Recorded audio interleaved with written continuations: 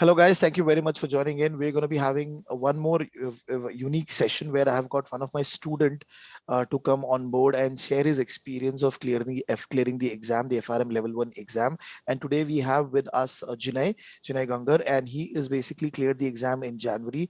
So before we start the session, hi, Jinay. Thank you very much for joining in. And thank you very much for taking time to give us your experience and helping the students community who is going to give the exam in the future to help and learn from your experience. Before we start, can you give us a quick introduction about yourself? And also, can you help us with what were you doing before giving the exam? What was your status in terms of your education or in terms of your job? Yeah, thank you so much for having me. I'm basically a third year student in Metapai right now. Before starting for the FRM exam, I was in my first year. I had completed my junior college from NM, and as such, I think I did not have any professional experience. I had done some internships, but I think that would be all. Okay, great. So basically, you appeared for the level 1 exam in January this year, January 2021. Okay, Right. because your exam got deferred from November to the next part, January Right. 2021, So right? actually, I had registered. I had actually registered for the May May exam, 2020 yes. exam. Huh. Yeah, so it got deferred to November and then to Jan. So in the Okay, sense, I had a lot of time to prepare. okay, got it. So now, very first and basic question: why you wanted to go for FRM? Right. So I think I felt an inherent need to supplement my bachelor's degree with something else because uh, Mm-hmm. on a standalone basis, the value of whatever you're doing, maybe it's BAF, BFM, BFM, BCom, whatever you're doing, is essentially, especially if you're in Mumbai, the standalone value of that is relatively low. So you need to supplement it with some other uh, professional courses or something else, right? So I think FRM is the gold standard when it comes to risk management. I was very Mm-hmm. interested in all this hedging Mm-hmm. and forwards, futures, etc. I read something about it, and I thought that FRM is really a great has really great Okay. career opportunities, as well as the Okay. curriculum is very well developed. So I think that was one of the reasons why I chose FRM. Okay. But when you started the preparation, in any way did you thought that okay, I am only a college graduate and have not even seen the corporate world. So will this course be for me or not? So were there any inhibition or any queries in your mind when you started?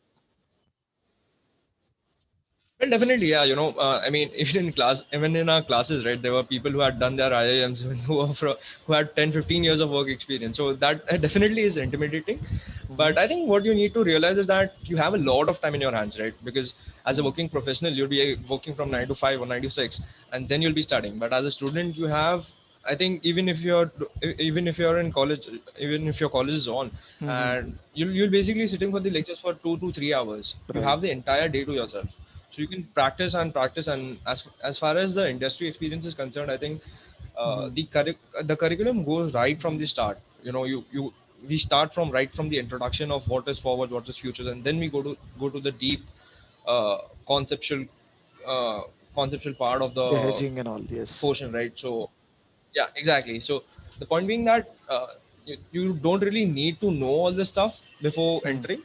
If you have a good industry experience, if you're reading, Right. it's a great thing. But I think you don't really need to know a lot of it just to start the preparations. Okay. Okay. Great. Now, when you started your preparation, you must have gone through the books slightly. I mean, you must have seen what is the curriculum, right? So, were there any fear or any problem or any concern that you had with respect to any particular book where you felt, okay, I might have to put in a lot of effort? Right. I think I fumbled in the book four because a lot of the war and the Black Shores concepts all were I think a little difficult to comprehend, Mm-hmm. especially when you don't know the basic stuff. But I think I went through your lectures. I went through the notes. I went through the practice books, and I think by the end, till I was done preparing, I think I was pretty well versed with that concepts as well.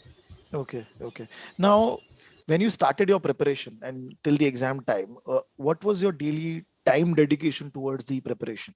Now, let me put it this way. So, when you were preparing for the May 2020 before the announcement came, okay, that the exam might differ. So during that period also, when you were attempting for the first time, so what was the time commitment that you had given? Right. So I had basically started my preparation in November 2019. I was supposed to give the exams in May 2019, right? So I think by March I had tried to go through the reading at least once, but obviously in March we got the announcement that the everything was getting postponed. So I think I did not have a daily schedule as such. I took up an internship during that time just to Right. just to stay active. I think so that was that. And I think in terms of daily commitment, I think I was a full-time student, right? So you don't Mhm. have that kind of time limitation that you need to put in x amount of hours, right? So Mhm. I think what I did was whenever I got a chance, I think I study for 1 or 2 hours daily, and I think that was Right. more than sufficient to cover the entire curriculum. Okay. Okay. For the benefit of the audience, I think so. You mentioned May 2019. So your exam was on May 2020, and you started your preparation in 2020, November.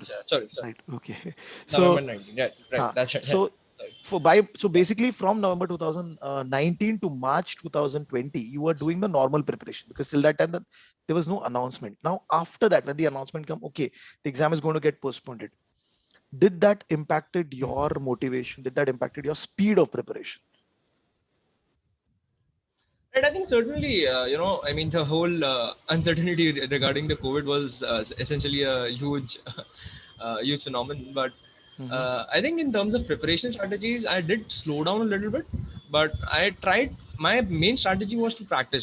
Because FRM is unlike your college exams, unlike your school exam that you gave. Mhm. Uh, the style of questions and the kind of question that they are going to ask is completely different. They're going to test your theoretical knowledge, and they're going to test if you really know that concept.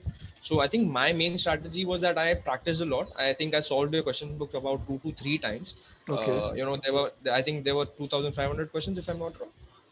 uh, Around 3,000. Around 3,000. yeah, so in the practice book given by the classes, there were around 3,000 questions. So I think I solved that entire thing around 2 to 3 times. Two to three And times. I think Okay. that, yeah, so I think that made me really confident. But the reason being that I had a lot of time, and obviously the exams got postponed. But even Right. if you have gone through the question book once, it's more than enough to cover the entire question base. Right. Right. Now, when you were preparing, so any particular book, for example, book three or book four, like it has a major weightage.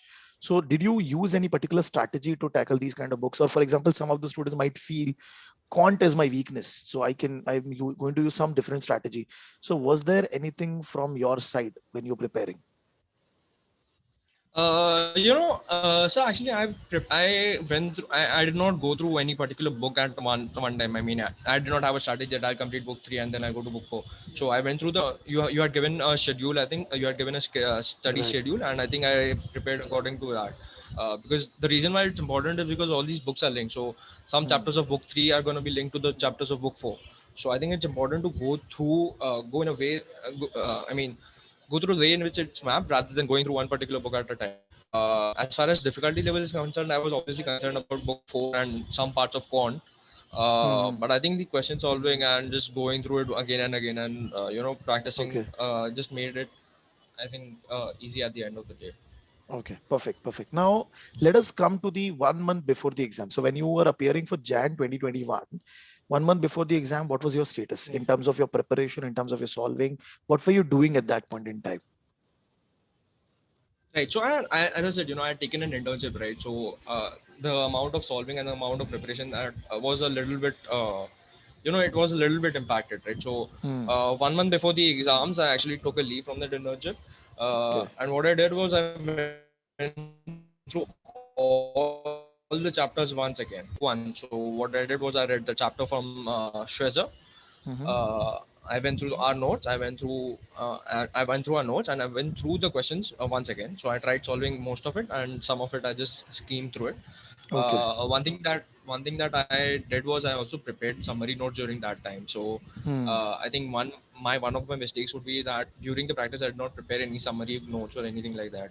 Okay. And when it comes to the 15 days before the exam, the Yes, your 60 revision. chapters become, yeah, the 60 chapters to revise everything becomes a little bit difficult.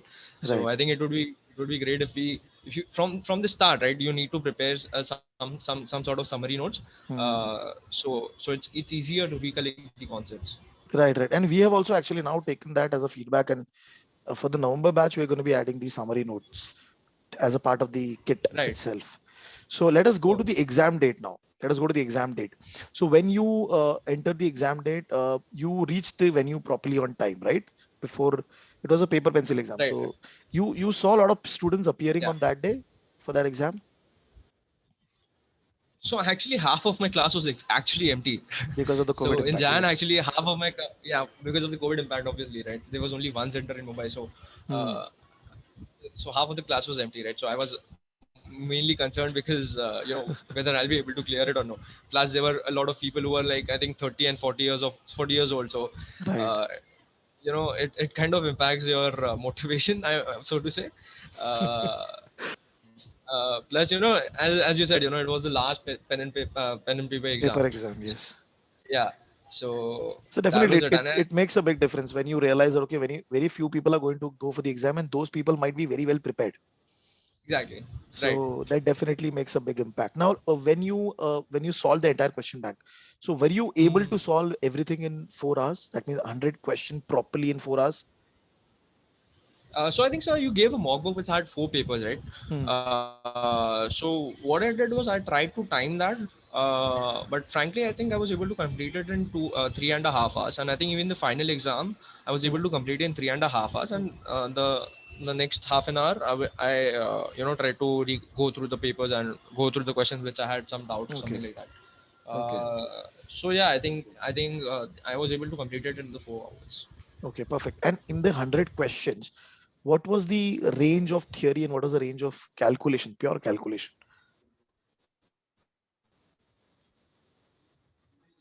Well, I think our exam in particular had, I think, a higher level of theory compared Hmm. to the compared to the numericals and compared. Frankly speaking, I had prepared the practicals a lot because I was not thorough with the formula, so I had done a lot of it.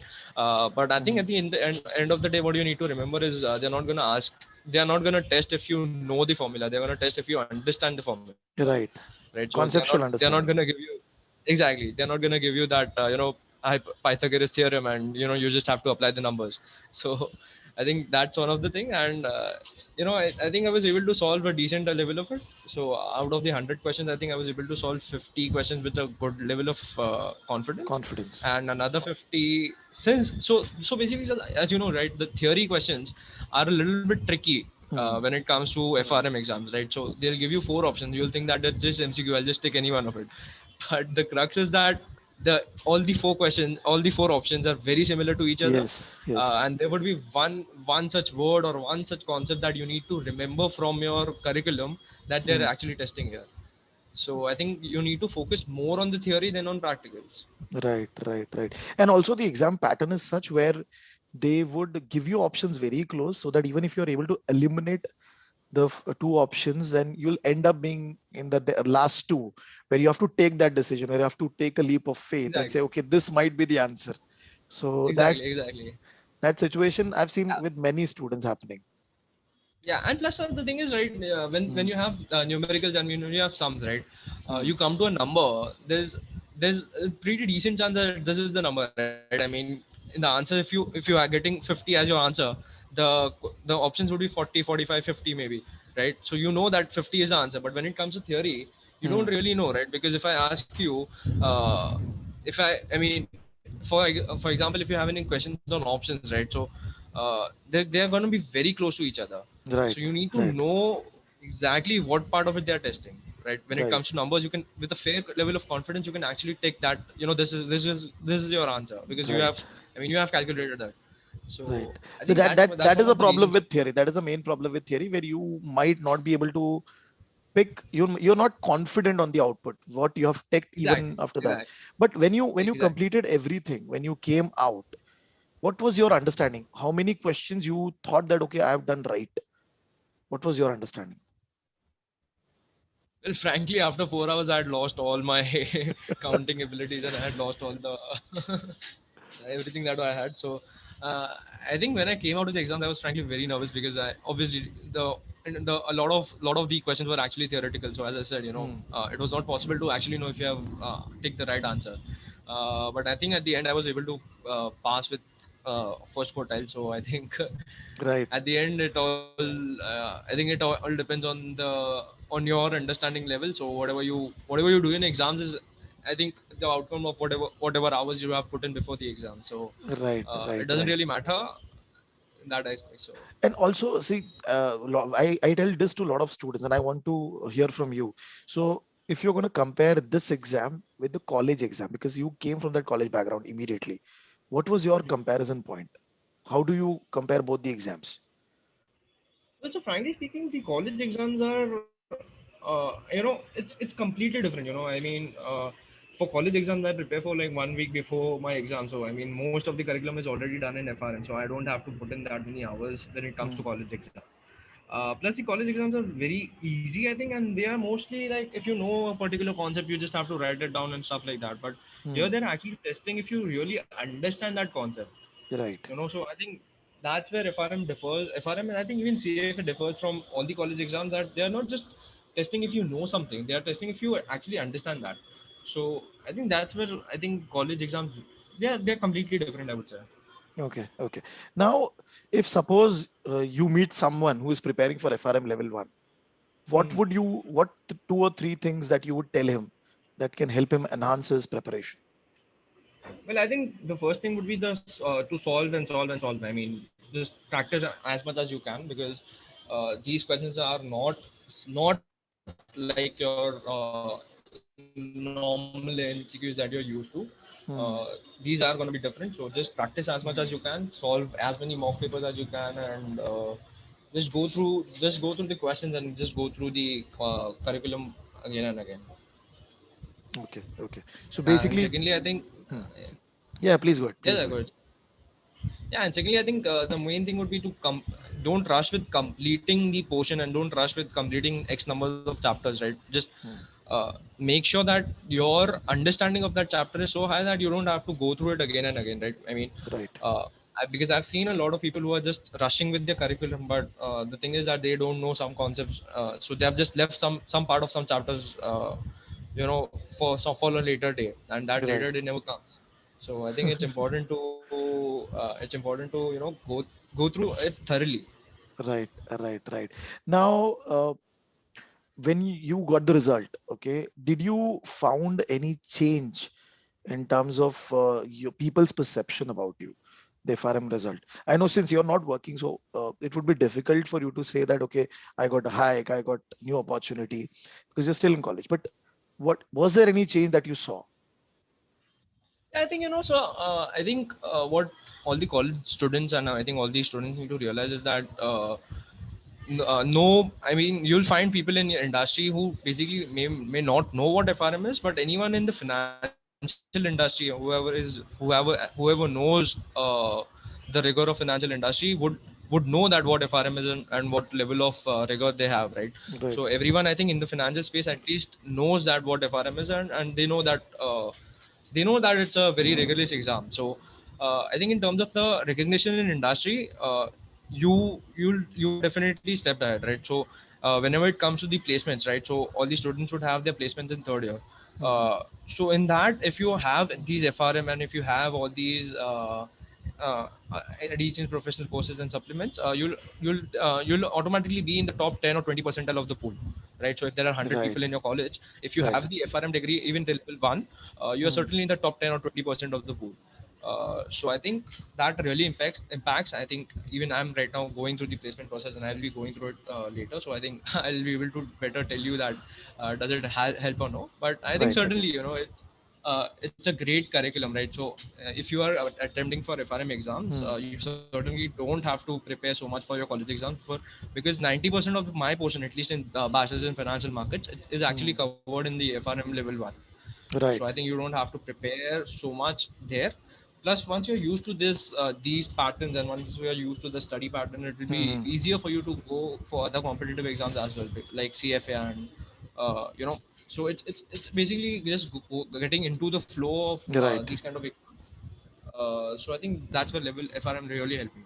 Right. So I would like to add to your point. Say primarily it is more about your life. So because you're going to be looking at more competitive exams in the future, like you said, and this experience will also help you over there. Okay, because when you go to the global level, when you want to play to the global level, you'll have to keep on giving these kind of exams. It's not going to be as simple, because the FRM exam is where you're going to be competing with the entire pool of people applying from each country for the certification, right? So Right. thank you, Jinay. Thank you very much for your time, and this experience sharing of yours for clearing the exam for your entire preparation is definitely going to help a lot of students, and especially the college students. Because what is happening now, when I also get the request, students are confused, okay, which stream they want to go, and secondly they are worried whether they will be able to cope up with the pressure of the exam. So if you have set an example for your community as a student, then this will make helpful to the students to take decision and go for these kind of certification as early as possible. Because when you clear the certifications in the college, you have, like you said, you have the luxury of time. You're not having the Exactly. pressure of family. You do not have the pressure of which section to go about, or which office timing to achieve, and all of it. So definitely this will be helpful, and it will make your life easy. And moment Exactly. you start working, and as you've started internship, so you would have realized the pressure of expectation of the employment, right? So that is going to be Right. very different. Okay, so thank you very much, Jinay. Thank you very much for your time and putting this such a wonderful session together. And we will be adding the session to the YouTube. So, and we would like to have some more sessions with you where you can share your experience in the future, depending upon your time availability, definitely. And finally, thank you very much for this entire session. Thank you. Definitely. Thank you so much for having me. Thank you.